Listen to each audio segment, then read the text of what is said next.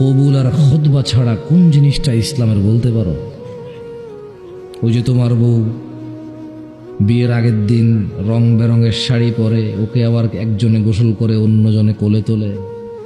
তোমরা আবার সামান্য কিছু খাওয়া দাওয়া নিয়ে তোমার বাড়ি থেকে কিছু লোক আনো, হলুদ মাখো, গান গাও, নাচো, ছবি তুলে নিয়ে যায়, এখনো বিয়ে হয়নি ওকে দেখাও।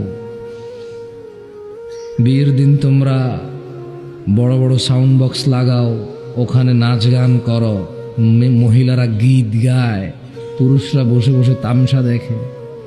বলতে পারো এগুলো কার শিক্ষা?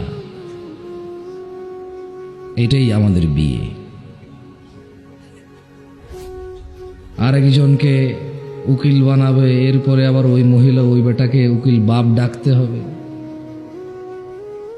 চিন নাই, পরিচয় নাই, যার সাথে দেখা দেওয়া হারাম ও হবে আব্বা।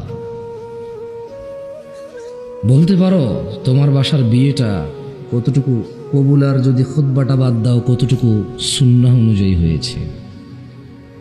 তোমার মায়ের নাম জুলাইখা,